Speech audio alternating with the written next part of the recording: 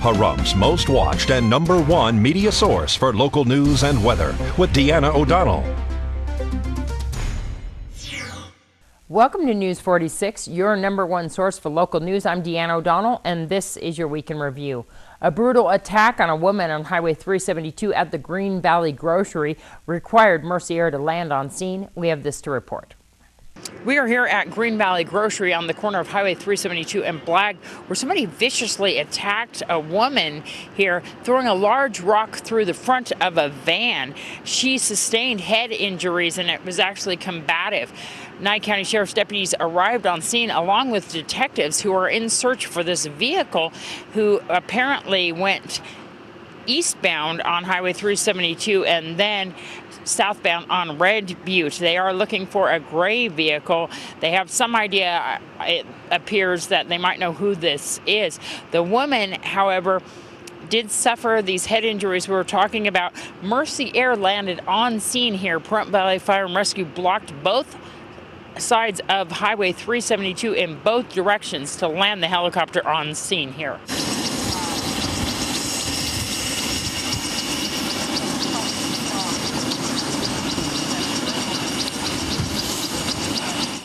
Once again, that woman was transported to UMC Trauma Center with those head injuries. Nye County Sheriff's deputies are investigating this. If you have any information about this horrible incident, you are urged to contact the Nye County Sheriff's Department at 751-7000. This is Deanna ODonnell for News 46.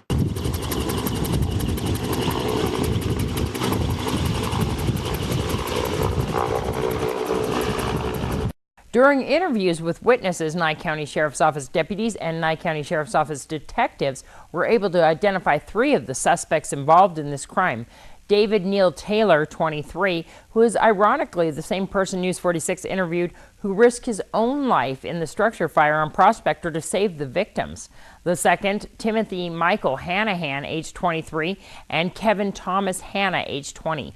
Please notify the Nye County Sheriff's Office if you have any information on them or their whereabouts. News 46 reports on a 2-vehicle accident located on Blagg and Calvada with minor injuries. A 2-vehicle accident here at Blagg and Calvada this afternoon. Nye County Sheriff's deputies arrived on scene along with Pahrump Valley Fire and Rescue to check out a woman who was shaken with minor injuries. She's an elderly female who was driving the large sedan. Apparently this accident occurred because of the failure to yield the right-of-way. You know, there's a stop sign here on the north and southbound directions of Blagg, but Calvada actually has no stop sign, and a lot of accidents occur here because of that, and that is what happened in this case. They are looking at the larger vehicle being at fault in this accident. Once again, the people were checked out on scene, only suffering minor injuries. No one was transported. Nye County Sheriff's deputies are investigating the cause of this accident. This is Deanna ODonnell on Calvada and Blagg for News 46. The Nye County Sheriff's Office has been extremely busy, especially in the past few weeks. Now, human remains have been found in the desert, and the question is, could they be the remains of missing Pahrump woman Maureen Fields? News 46 spoke to Nye County Sheriff Tony DeMeo. Human remains were found out in the desert off of Thousand Air and Plantation. There was thoughts that this might possibly be the remains of missing woman Maureen Fields. We're going to speak to Nye County Sheriff Tony DeMeo. I got a call yesterday around 1700 hours that they found human remains in York County. And we dispatched the Deputy Sheriff's Office. We dispatched our deputies out there to assist York County. Their CSI unit and the detectives had to respond from their county seat, which is about 300 miles away. And so we preserved the scene. There was, we had hopes that, maybe we found the remains of Maureen Fields. That is someone that's still on our minds almost on a daily basis. This would be around 3 days short of the anniversary of her disappearance. So, we preserved the scene because it was getting dark out, and we had to make sure we maintained the scene Faneuil County. We sent a deputy out there, and subsequently we assisted him this morning when with the daylight. It's not Maureen Fields. Faneuil County is the lead agency on that. All we're doing is we're providing whatever assistance we can, search and rescue, our forensics, our forensics equipment, and of course the expertise of our detectives. I gave my text to my deputies early this morning, around 5 o'clock in the morning, to find out, because we can't get telephone communication. I think we're going to get texting. So I communicated them, and I communicated that we would provide anything we can from the Nye County Sheriff's Office. We would be subordinate to them. We'd give our personnel, and we'd be subordinate to the detectives there. That would be their investigation. We'd just be there as a resource for them, which they're very much appreciative of. And right now, it does not appear to be Maureen Fields. I don't know where that investigation is heading right now, because that falls under jurisdiction in your county sheriff's office. Maureen Fields has been missing for quite a long time. Are we talking about skeletal remains, or are they newer? They're skeletal remains. We hope that they can determine who the identity of that person is, and of course help the family get some resolution as to as the missing person. So we're kind of out of that investigation. We're providing an assistance role. And your county is quite capable of conducting a full investigation on their own. They're quite capable investigators. We've worked with them in the past on crimes that happen within in your county, and our suspects, of course, are in Nye County, and vice versa. So we have a very good working relationship with them. And once again, the remains have not been identified, and they are thought to not be the remains of missing woman Maureen Fields. We'll keep you updated on this story. This is Deanna O'Donnell for News 46. News 46 now takes the opportunity to get to know Crystal Smiley, the adult female who also tragically died in last week's fire, and her family more closely. We spoke to Crystal's family in a News 46 exclusive last weekend.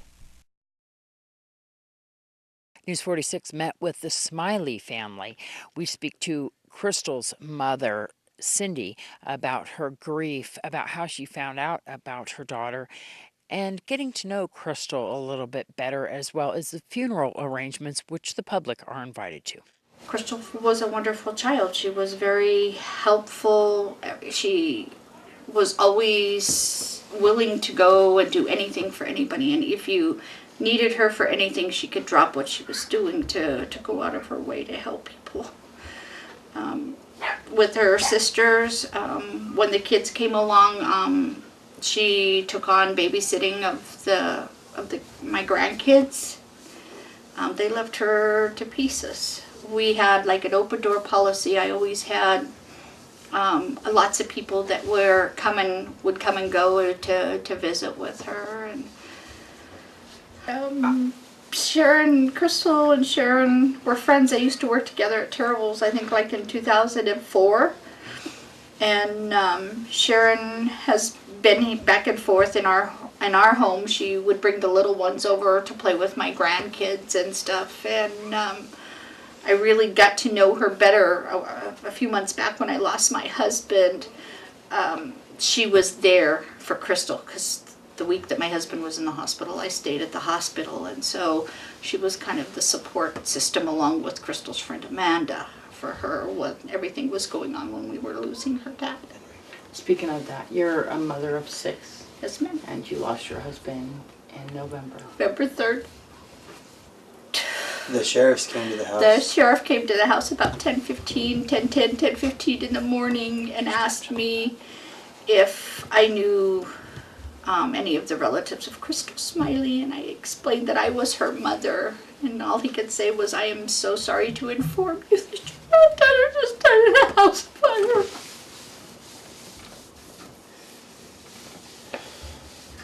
Crystal was helping me do some paperwork the night before, and she and Sharon were talking about having like a movie night. They were going to watch a couple of videos. And so Shelly, when she got done helping me, Shelly had taken her over to the house and dropped her off, and she was supposed to come home in the morning. And it just didn't happen. I was on the phone to 911 when she passed. What was Crystal like as far as what she was going to do in the future? What was She was going back to school for a psychology degree. She had just started it, actually. She was getting her school supplies together, looking for grants to be able to go take the college over in Vegas. She really didn't make it much farther than that. We're going to have, they're having viewing at the Pahrump Family Mortuary on Thursday from 4 to 6. And then her funeral and memorial service is on Friday at 2 o'clock at the Pahrump Community Church. And from the church we'll go to the cemetery and then we'll go back for a reception, at which point we'll share some pictures and things on how Crystal was, things in her life. And once again, if you can donate to the Crystal Smiley Memorial Fund, that is at First International Bank. We'll let you know of all the developments as far as the memorial service is concerned. This is Deanna ODonnell. We'll see you tomorrow night on News 46. To see expanded interviews, go to our website at www.kpvm.tv. 29-year-old Sharon Broadhead, whose home burned last week, resulting in the loss of her 3 children and her friend, was arrested last Saturday. The charges listed were 4 counts of involuntary manslaughter and 3 counts of child abuse and neglect, resulting in death. News 46 spoke to Sheriff Tony DeMeo about the arrest. There has been arrest of 29-year-old Sharon Broadhead. We're going to speak to Sheriff Tony DeMeo. No, that's correct. Yesterday, Sharon Broadhead was requested to come to the Nye County Sheriff's Office by the Fire Marshal, Mike Kolpak, and Detective Joe Close. They arrived at the sheriff's around 12 o'clock in the afternoon, and they did an interview. And during the course of the interview, certain information came to our attention, which resulted in the arrest of Sharon Broadhead. As it says in the press release, we had information that there were several fires at that location. One was a complete room burnout. Others were papers that the kid would put into the wall and set that on fire. One was a pillowcase that was set on fire. And the fact of the matter is that Ms. Broadhead was aware that one of the children had a habit of setting fires, did not report the fires to the Nye County Sheriff's Office or to the Pahrump Valley Fire Rescue. And other information came to our attention, which resulted in her arrest for child neglect and abuse, and of course the four charges of manslaughter based upon the fire.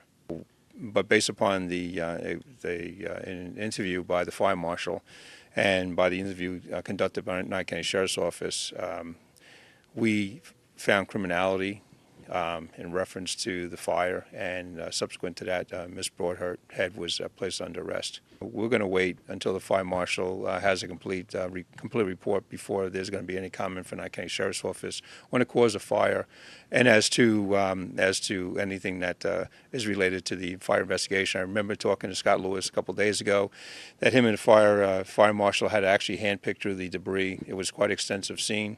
And it took them a while before they can actually come to a conclusion of that investigation. But right now, they're still waiting for some tests to come back. And there's mention also in the press release about medication found on her master bedroom dresser. Do you think that might have something to do with the fact that they were sleeping, or is that related at all? We're going to wait until the test results come back. Remember, we're also doing a forensic investigation.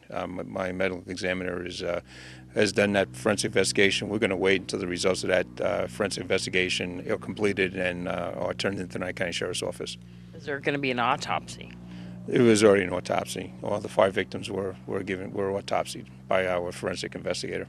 Our concern right now is the cause of death to the 4 individuals that lost their life in the fire, and the families have a right to know the cause of death. I mean, there's a lot of emotions going through this, and reference to the loss of life. The families are going through a lot right now, and I know that the arrest of Sharon Broadhead is adding to that. Now we empathize with that, but the fact of the matter is that we discovered a crime that was committed based upon the interview and based upon evidence that the fire marshal had and was shared with the Nye County Sheriff's Office, and we we did our job. And I know it's tough for people to understand that, but it's something we had to do.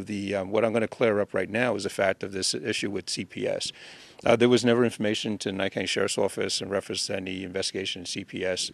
What came to my attention was one of the family's members mentioned that they had contacted CPS. Their involvement in this family and is unknown to us. Like I said, our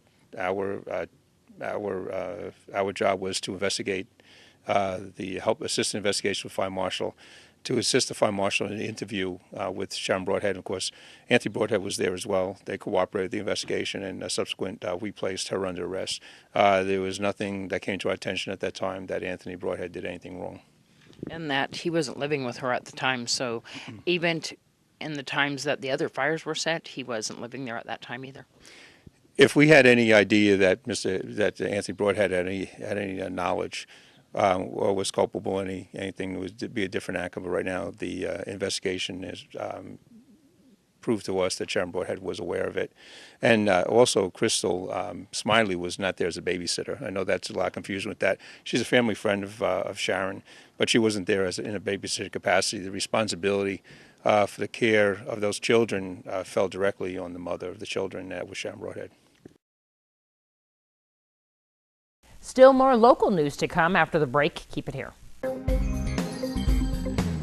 Pahrump's most watched and #1 media source for local news and weather with Deanna ODonnell. Welcome back. The man who robbed the U.S. Bank inside of Smith's Grocery last Friday is still at large. He is described as Caucasian, approximately 5'6" tall, 220 pounds. He should be considered dangerous. If you have any information as to who this man is or his whereabouts, please contact the Nye County Sheriff's Office at 751-7000. The amount raised during the charity fundraisers to benefit the families of those who died in the structure fire was over $15,195 cars washed. News 46 spoke to Julie Hargis, who organized the fundraiser. This is very, very incredible, Deanna. Pahrump has really shown his true colors today and come out and supported this family. It's so moving to see this, even when I approached, seeing the number of cars, the number of volunteers, the energy and the atmosphere here of just doing as much as we can for the Broadhead family. It is. We've got music to wash cars by. Dennis Keating, Bad Dog Live is out here keeping them going. Terribles is out here bringing cases of water to keep everybody hydrated. And 3 hours, we just hit our 100th car. Even to Pat Michaels from Terribles didn't just drop off. He's out there drying the cars too and helping out as much as he can. Everybody is here helping out. We do. We have elected officials. We have business executives. There's no lines. There's no boundaries. Everybody's out here working arm in arm today. How many cars have we had come through? I know it's about noon right now. Yeah, at noon we just hit 100 cars in 3 hours. How much money has come in so far? We're at $7,500. This is something that you feel that you have to, in a tragedy like this, do something positive. Even if it's money, and money doesn't fix everything, but people are out here doing and showing their love. And just the energy of doing it means so much. And it also helps the people in their grief. It does. This is how we heal. And I'm hoping this will help the family heal also. Well, we just hope that this will lift them up in their time of grief, and they will see the love and the support of their community, and that's what this is all about today. Thank you so much for doing this, Julie. What a wonderful thing. You're always such a go-getter, and I know how much the Broadheads mean to you, and I know you're friends with them as well, and it's a horrible tragedy that we're trying to do our best to comfort. We are, and we're not making light of the situation. We're celebrating their lives. And we're trying to help Pahrump heal and help the family out. And I want to thank all the volunteers, everybody that helped promote this. And thank you for Pahrump for opening your hearts to us today. Town Manager Bill Kohlbarger also spoke to News 46 during last Saturday's fundraiser. Town Manager Bill Kohlbarger, tell me what moved you to want to come out here. I was out at the scene shortly after what happened. Chief Lewis gave me a call, so I went out there. Saw the devastation firsthand. It's important to be here. It's important to be here. It's important to help out such a tragic event. It's a great cause. I mean, look at all the people out here. Everybody's having fun. Everybody's pitching in. Everybody's trying to raise money for just a devastating cause that hopefully you never ever have to report on again. I hope that's so true as well. And tell me how moved you were by seeing this huge line of cars here. Extremely. You know what moves me more is all the young kids. They get it. They get it. You know, they're here, they get it. They know what happened, they know it's tragic, and they want to help. And then you look behind us, you see kids ranging from 3 all the way up to, you know, old guys like me out here doing this. You know, this is what this community is all about, and hopefully everybody will see what this town can do when we all come together, and maybe we'll stop bickering and fighting over the dumb little things that we do and come together and work to make this the greatest community in the world. News 46 reported on human remains that were found in the desert. Inyo County Sheriff's Public Information Officer Karma Roper gives us this interview. The Inyo County Sheriff's Department and Inyo County Coroner are investigating skeletal remains that were discovered on Friday, February 11th. The remains were found in a remote area of Inyo County west of Pahrump. And we will continue to update the public as conclusive information is discovered regarding the identity of the victim. Was there anything else found around the remains that would lead you to believe of who the victim might be? Not that I'm aware of at this point. Do we know if it's an adult or a child? I don't have any information regarding the identity of the victim at this point.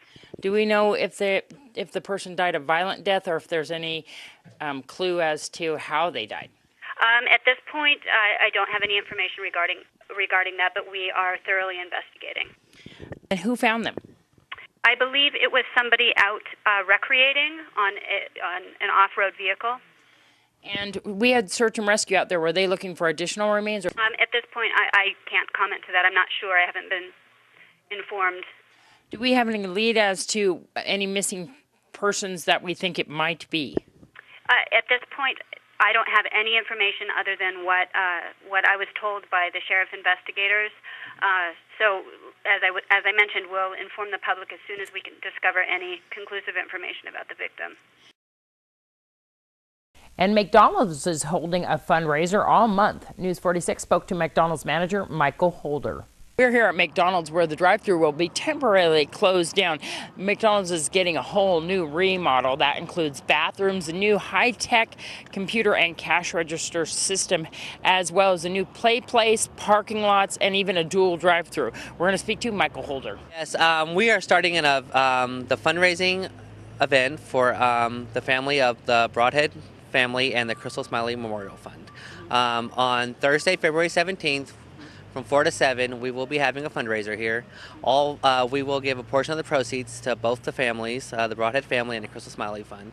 And after that, we are doing every Happy Meal or Mighty Kids meal for $1. $1 worth of proceeds will go to both families. And that's through February 14th through March 14th. So come down.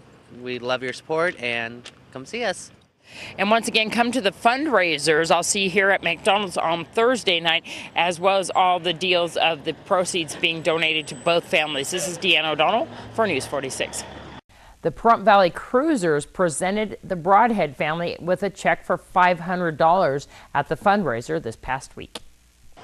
Well, the Pahrump Valley Cruisers seem to come through in all sorts of circumstances.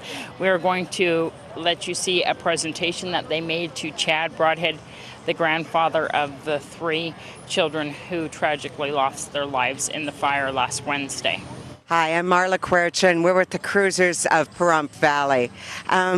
We were just devastated when we heard this news about these beautiful, beautiful children and how it has affected the valley. The turnout here is just so amazing.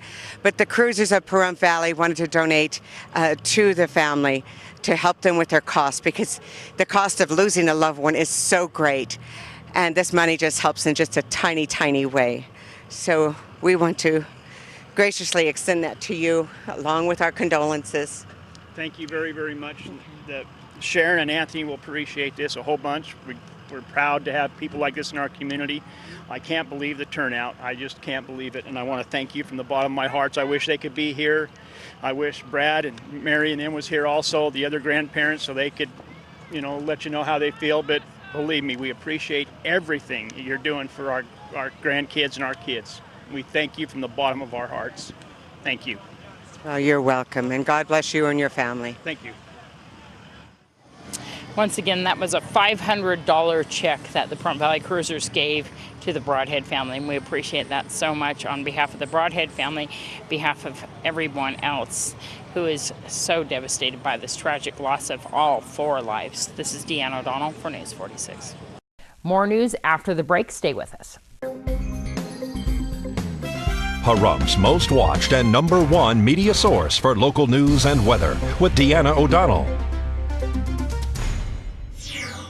Welcome back. The Church of Jesus Christ of Latter-day Saints held their first funeral since opening for the 3 Broadhead boys who died in the structure fire on January 9th. Last night was the viewing for the 3 young boys who lost their lives in a structure fire on Prospector last Wednesday, February 9th.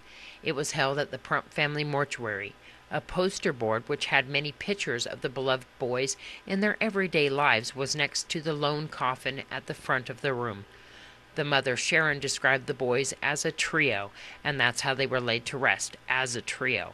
Brandon, age 5, lay at one end of the casket. Zachary, age 4, and Elliot, 18 months, lay at the other end, side by side. The family wanted the boys together. Family members commented that all 3 of the children looked peaceful. The family and Pahrump are mourning the loss of such promising, innocent lives. This morning, a private family viewing was held, followed by the funeral services at noon at the Church of Jesus Christ of Latter-day Saints on Mans. The new chapel, which had just opened, held their first funeral for the 3 children. The services began with Bishop Daniel Jensen welcoming everyone. The opening hymn, How Great Thou Art, sang by all attending. Great Aunt Catherine Broadhead began the opening prayer in tears. The great Uncle Trent Broadhead spoke during the obituary about each boy individually. J.C. Croft sang Little Angel Wings, followed by Speaker Russ Meads, who spoke fondly of the children, describing them as all American boys. He also spoke about blogs he had read in preparation for this day. Things that the boys loved to do, including 4-year-old Zachary watering down the Pahrump Valley Speedway with his grandfather Chad in his truck and leaning to one side around the corners as if he was racing. He also spoke about the joy and support that the family had shared over the children, how much they loved to play in the dirt with their cars, and many more moments that brought the congregation to occasional laughter and much tears. A musical piece was played, I've Been Watching You, by Rodney Atkins, that moved all to tears, speaking about a father and son and how much the son would grow up to be just like Daddy. The closing hymn, God Be With You Till We Meet Again, gave the family some hope, as well as supporting the beliefs of the church that families will meet again. A closing prayer by Brother Gary Griffith. Andrew Barnum played the organ after the service. The pallbearers, Anthony Broadhead, the father, Chad Broadhead, grandfather, uncles Harry Broadhead, C.J. Broadhead, Jabez Broadhead, Marvin Hatton, Waylon Gunter, and Matthew Field carried the casket containing all the boys to the waiting hearse, which was led by the Nye County Sheriff's Auxiliary in a procession to the Pahrump Family Mortuary and Cemetery on Vicky Ann. At a graveside service, grandfather Chad Broadhead dedicated the ground. The 2 remaining children, 10-year-old Liz and 14-year-old Allie, laid roses on their brother's coffin as it was lowered into the ground. Father Anthony Broadhead released 3 white doves at that moment, which flew into the windy skies, the doves flying together, then separating, then coming back together. I've been watching you, Dad, ain't that cool? I'm your buckaroo. I wanna be like you and eat all my food and grow as tall as you are. We got cowboy boots and camo pants, yeah, we're just alike, hey, ain't we, Dad? I wanna do everything you do, so I've been watching you. Now we meet up with B.J. Hedrick of the Nevada Silver Tappers for a fundraiser to help the Smiley family. I'm with BJ Hedrick Irwin, and we are at the Saddle West. What are we having tonight? Oh, we're having a swing dance. So you know that we've never done anything for the Tappers for Miss Senior Going Years. So this is a fundraiser for them tonight. But through the tragedy that's happened, we will be helping the Smiley family with some funds. But it's just packed here, and I just can't thank the community enough for supporting the girls, because from our hearts we love them all, and without the community we would be nothing. But I'm so excited. I mean, it's a wonderful band we have. Thanks to Tom Saida for getting this lovely band, Kelly Wright's band here. It's just awesome. And, you know, 85 and I'm still going, girl. I'm just having a ball, and it's just having fabulous. You're an inspiration to everybody. Just get out there and have some fun, and everybody can be as young and as beautiful as you are. Well, thank you, honey. You know, that's all I ask. I mean, I don't want the praise. My girls deserve it all. And I just want to make a special thanks to Rita Whiteman and Alice Ada and Vicky. I can't pronounce her last name very good, Glasgow. They made these beautiful decorations, and Donna Hedrick, who is sick tonight and can't be here, one of my tappers. But there's so many people to thank, and all my queens that are out here working feverishly. By the way, I have 10 contestants this year, and I'm really excited about that. Oh, yeah? I can't handle any more than 10, so that's it. There you go. So you're going to let us meet those lovely ladies soon? Oh, yes, yes. Our pageant will be June the 4th. And I can't thank Saddle West enough and their staff. They're fabulous to me. It is always the home of the Silver Tappers here. They're the home of the Silver Tappers, that's right. When Dennis Dusing owned it, I taught here. Yeah. Yeah, and, you know, it's my baby. So I can't wait to meet the girls. I know that we'll have a separate one where we get to meet all of the contestants. And this wonderful evening, all the music and all the fun out there. This is a Valentine's Day. Everybody's got a partner out there, and if the girls didn't have a partner, I know you're at least announced your guy. That's right, my guy. He says, I got them all listed. I said, oh, when I tell you can, you can, but when it's my dance, honey, it's not. But I do want to thank Ann Mills, the yum lady that made chocolate roses for every lady here, and that was a special gift to us. And we've got so many beautiful gifts in here to auction off and things. And so I just, you know, my heart is so big, it's ready to bust. And thank you, Channel 41, for being so great to me. More news to come after this break. Stay with us. Pahrump's most watched and #1 media source for local news and weather with Deanna ODonnell. Well, there's been some confusion over the recent child neglect charges against the Broadhead family, or at least Sharon Broadhead herself. According to the Child Protective Services website regarding fatality disclosures to the public, no record exists regarding neglect on the part of Sharon or Anthony Broadhead, the parents of the 3 children who passed away as a result of the structure fire last week. The report released Tuesday says the agency provided no services nor made any referrals to family members before the deaths. The Broadheads have now accepted grief counseling by the agency, in which they will assess the family, including the health and safety of the 2 remaining girls, ages 10 and 14. Sharon Broadhead, though arrested Saturday, still has not been formally charged in this case on the 4 counts of involuntary manslaughter and 3 counts of child abuse and neglect. District Attorney Brian Kunze has said that he intends upon waiting for all relevant reports before he makes a decision about whether or not to file charges. According to the Las Vegas Review-Journal, Sheriff Tony DeMeo stated that his officers had enough information to book Sharon Broadhead on these charges without a final cause, which is believed to be from one of the children.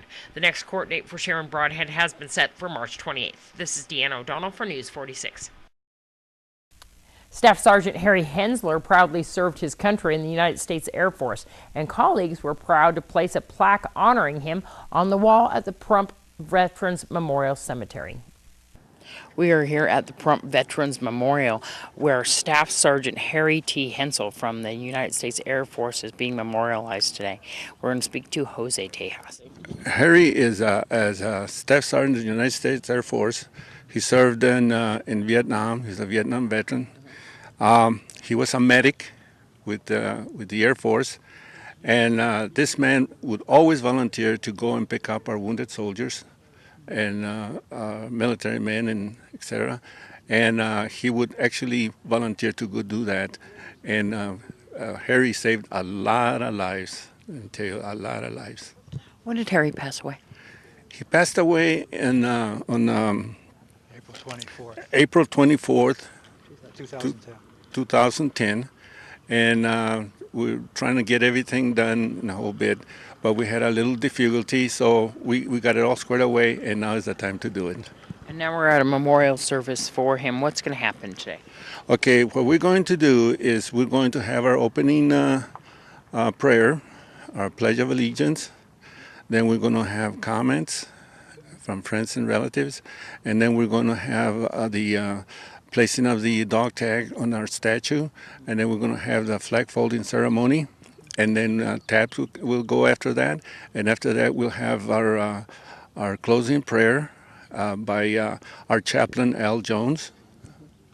And tell me about what this honor means to do this to Harry Hensel, to memorialize him like this. It's an honor to us. It's an honor to us because a lot of us, when we came back from Vietnam, as you recall, we had a rough time here in the United States of America. And right now, almost all Vietnam veterans are brothers, and these are my brothers here.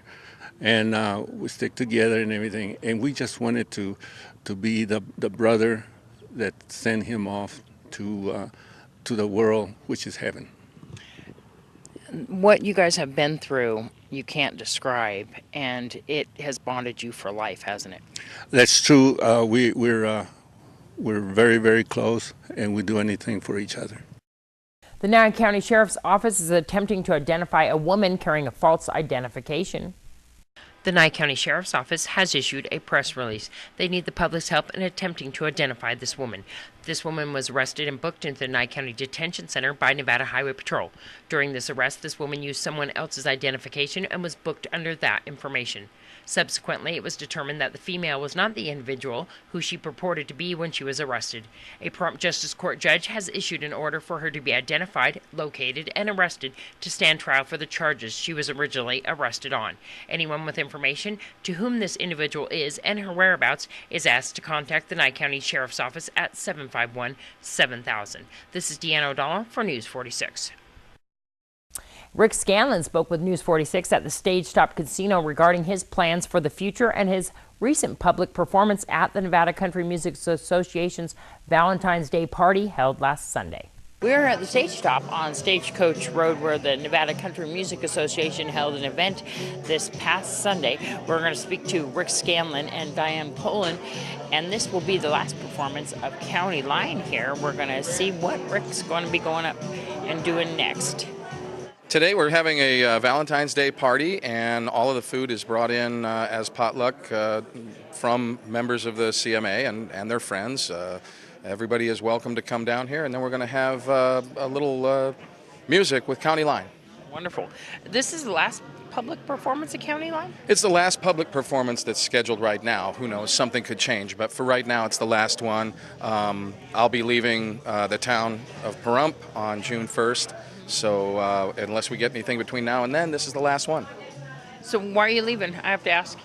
More opportunities in other places. I'm going to semi-retire, try to find myself a new place where I can write music, play music, and do it in the sun. I'm sure they're going to miss you here. Who's going to be taking over for the presidency? That I don't know. We actually have another position open too. The vice presidency is open, and the presidency will be open here sometime after Tuesday night, and because I'll be resigning and getting ready for my move. But any one of the board members could step up to any one of the positions, and any member of the board or member of the club can step up as well and run. Diane, you're an alternate board member? Yes, I've been involved with the country music and the music, County Line, Rick Scanlon, and line dancing as long as I've been in Pahrump. So are you looking to move up in the ranks there? My only reason I'm not looking to move up in the ranks is because I'm going 3 months in the summer. I'm a snowbird. Otherwise I would, but I do want to stay on the board. So tell people how they can join the Nevada Country Music Association. Basically, you can pick up a newsletter at Guitar West or contact Marion or come down here today and she'll explain everything to you, what we do, what our goals are, what we're trying to do. It's only $25 a year. I think that every musician who wants to perform in this town should be a member so that they're promoting themselves along with their colleagues all the time. And of course, if you'd like to join the Nevada Country Music Association, you can give Mary Maxfield a phone call at 727-3840. This is Deanna ODonnell at the Stage Shop for News 46. And the auditorium of the Pahrump Valley High School was packed with proud parents, friends, and relatives of 14 Nye County Sheriff's recruits. News 46 spoke to Sheriff Tony DeMeo about the event. This is the graduating class 01P 2010. They started last year. They just finished up 7 months of the academy training. Half the class are going to be members of the Nye County Sheriff's Office. We have 6 full-time members. One is going to be a reserve for us. He went through the 1,000-hour plus academy, and he's waiting to be hired on with another agency or maybe with Nye County. And then the others, of course, are non-affiliates. They were here at the request of CSN, the College of Southern Nevada, for us to train them for as peace officers, and hopefully they'll be picked up by other police departments. Some of the actual deputies that we have there were deputies within the Nye County Sheriff's Office, but are being redistributed in different areas. No, Deutsch was Ian's brother, Richard Deutsch. He was in the jail. He came out of jail. You have to resign from the jail, and then you have to reapply for as a deputy sheriff. Adam Tibbetts did the same thing. He was a detention officer, detention deputy up in Tonopah. He wanted to go out in the street, and he picked Pahrump, actually. He come down to Pahrump, and he quit. He resigned as a detention deputy, and then hired on as a deputy. For the so they're going to both go on the streets here in Pahrump. Yes, they're going to go out. The 7 will go on the streets in Pahrump. The one reserve, since he went to a full academy, he'll actually be able to go out full time by himself. If they went to the reserve class, they have to go out and partner with a deputy because their academy class is like 200 hours. This academy class, to be a full-fledged category 1 peace officer, is 480 hours by the state. But we more than doubled that hours for our deputies. I know that we said that Richard was possibly going to replace his brother out there on the streets. Is he looking to become a K-9 deputy? I don't know what his. He has to get through the first year of has to get through his probationary period. Ian did not finish his probationary period. We looked for a K-9 deputy, and Ian shows such promise within the Nye County Sheriff's Office. I made him a K-9 deputy with only 8 months within the Nye County Sheriff's Office. And Richard, we call him Jay, has his head on his shoulders. He also is in a Wild Stallion, National Guard unit. He's his brother in Afghanistan. He's still a member of the National Guard.